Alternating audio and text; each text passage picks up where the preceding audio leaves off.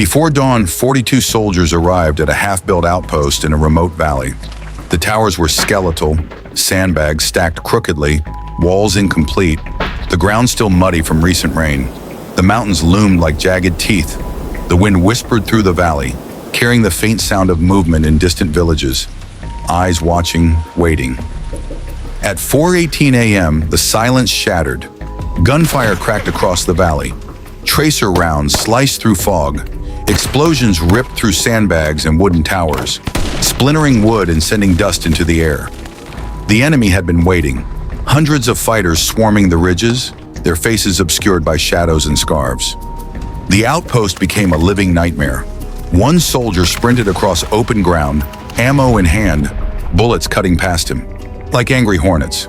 Another climbed a burning tower, firing into the mountains. Trenches became killing grounds. At times it was hand-to-hand.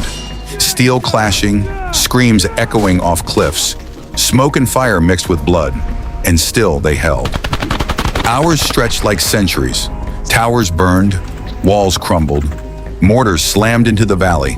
The enemy pushed closer, wave after wave, yet the soldiers refused to yield. Every inch gained was fought with fire, sweat, and blood. Helicopters screamed overhead, dropping flares and bombs that illuminated enemy positions like monsters in a nightmare.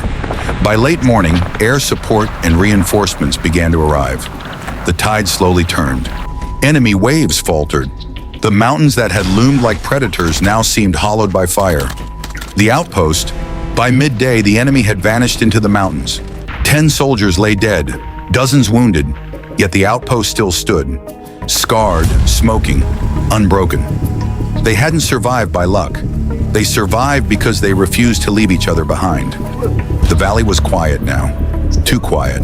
The mountains loomed like silent witnesses to the fire, blood, and courage carved into every brick, every tower, every man who stood their ground. History might forget this place. The world might move on. But for those who survived, this outpost, this day, will never die.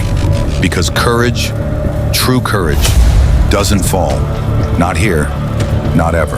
Battered and bleeding, refused to fall. The soldiers pushed back, reclaiming towers, securing positions, saving lives inch by inch. By midday, the enemy melted back into the mountains. 10 soldiers were lost, dozens wounded.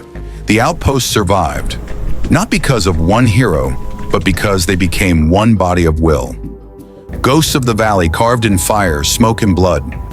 They had faced the impossible and refused to let it claim them. This was war. This was chaos. This was courage. The outpost survived. The mountains remained silent witnesses. The men became ghosts of courage carved in fire and blood. And though the world may forget, their defiance will echo forever. Some places are built of stone, some of courage. This was both, and it refused to die. Subscribe for more Decode the Dark Stories.